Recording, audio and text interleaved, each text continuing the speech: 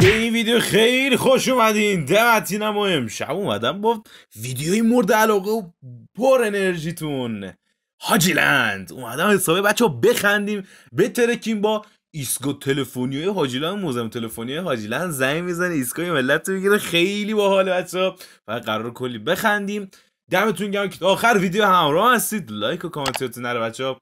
لایک میکنید حساب انرژی میدید. هر نظری انتقادی هر چیزی دلتون خواست کامنت برام بنویسید. بریم برای 100 تا سابسکرایبر باحال پساب کنید بچه‌ها. 100 تا رو بتره کنیم حسابی عشق کنیم. دمتون گرم. بدون معطلی بریم سراغ یکی از موزم تلفنیاش. لیتس گو. خب خیلی چاکری مخلصیم. ساعت 2:26 بامداد روز جمعه است. روز جمعه میشه، پنجشنبه میشه، پنجشنبه جمعه 28 فروردینه. الو سلام بابا. سلام داداش. جونم. قد موقع که تماس نگرفتم خدمت شما. ساعت چنده؟ 6 خواب بودم. به خواب بود. خوبی شما؟ من محمدی هستم. به جا نمیرم داداش. به جا نیاوردید بنده رو؟ واسه این چیز زنگ زدم. چیز پنکه. پنکه چیه؟ میگه پنکه چیه؟ پنکه آمریکایی که آگهی کرده بودین. داداش نگاه ساعت میکنی. من گفت اولش عذرخواهی کردم گفتم بعد موقع تماس گرفته بودم که نه الان من یه مشکلی دارم. پنکه رو همین الان ببین احتیاج دارم. اسم شما چیه؟ این وقت زنگ زد پنکه میکنه. تو شب زنگ زدی آدم زاوره کردی. حالا پیش زن و بچه هم توش زشت این حرکتت. خب الان من سوالم از شما اینه شما فروشنده ای؟ یارو فشاره ها. ساعت بگو داداش. ساعت 2:30 نصف شب. چهارم نصف شب. پنکه میخوام داداش. خب چیکار کنم من؟ خب الان میشه به من آدرس تهران پارس بدید؟ من یه پنکه اگر زحمتی نیست پنکه رو بیام بگیرم از شما. بعد قیمتش چنده این پنکه؟ 2,600,000. اون موقع شب پنکه آخه میخوایی چیکار بچه؟ نه خب من حقیقت بعد موقع هم زنگ زدم. لای پاهم عرقسوز شده. لای پاهم خودم و پسرم دوتایی عرقسوز شده الانم. این موقع شب لای پاهم عرقسوز شده. آقا چیز یعنی چی آخه داشت مگه هم مسخره تو هم؟ خب آقا من پنکه رو میخوام از شما بخرم. نه چیه این موقع شب؟ پنکه 2,600,000 تومانی آمریکایی رو. فروشی نیست؟ میگم تو بگی بخواب هیچی نیست. یارو زنگ زده یه پنکه میخواد بره. الو دیوز خره دیگه نمیتونم. الو بگو داداش بگو. با من بودید اینا رو الان گفتید؟ چیا رو؟ کسی پیشتونه؟ دیوز خره 2:30 شب پنکه. همسرم داداش بیدار شده. جانم داداش بگو. پنکه رو میخواستم. وای بچه داداش جان داداش میشه آدرس بدی من بیام پیشت؟ داداش ساعت 2:30 نصف شب پنکه میخوای کجات کنی؟ بابا الو پنکه میخوای کجات کنی؟ بیناموس داری عصبی میکنی. بابا برو یکی دیگر رو اسکل کن.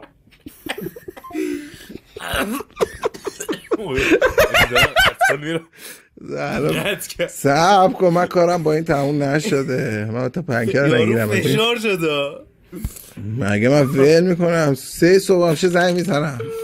دمی آجیگر الو ببین این داشت حرف بعدی زدی من خیلی شاکی شدم. ببین من خریدار پنکتم. میخوای جا به جا بکنیم با لاتکس یا نه؟ لاتکس میخوام چیکار؟ لاتکس استفاده نداری؟ برای چی؟ خب واسه بهداشت فردی یا موقع بچه دار نشی.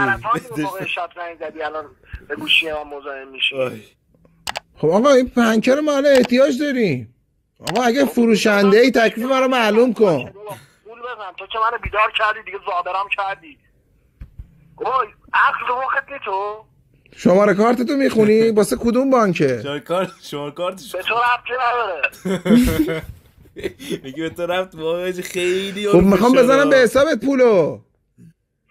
خب SMS میکنم برات. الان پنکر داداش فردا میشه با هم صحبت کنیم؟ نه همین امشب همین الان من میام میگیرم. کجای تهران پارسی شما؟ داداش خوبی الان حالت طبیعی؟ نه یه خورده چتم حقیقت.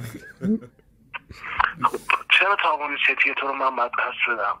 آخه ما الان پنکه احتیاج داریم. بعد این پنکه هم نوشته بود آمریکاییه. من دنبال یه جنس خوبم. داداش آمریکاییه. الان مشکلی داری با آمریکایی بودنه؟ نه من جنس آمریکایی استفاده نمیکنم. جنس داداش آمریکاییه. خب آمریکایی استفاده میکنم. آمریکا استفاده نمیکنه. آمریکا استفاده. خب شما آدرس تو شماره تلفنو. آخه الان بعد موقع هم هست. شما پیش خانومتی. من بعد موقع زنگ زدم حقیقت. میگه بعد موقع زنگ. الان اشکال نداره که من شما پیش خانومتی بیام. یارو بدبخت دیگه حرف دهنش نمونده بگه. حیوان قطع نمیکنه چه؟ نمیدونم تو گویی بخورم. حیوان یعنی ببین بعضی از این آدم ها یه حیوانه به تمام گابنم. آجی خیلی روانیه. باشه من به شما زنگ میزنم صبح دوباره. خیلی روانیه. خدافظ.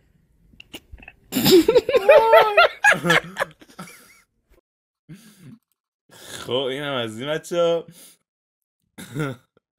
من حالا اینو قبلا شنیده بودم، خیلی حالا برام جدید نبود که سرش چی کنم. من مزاحم تلفنی که جدید باشه سرش بچه‌ها میترکم، یعنی میپکم از خنده ها، یعنی اونجوری که فکرش بکنید.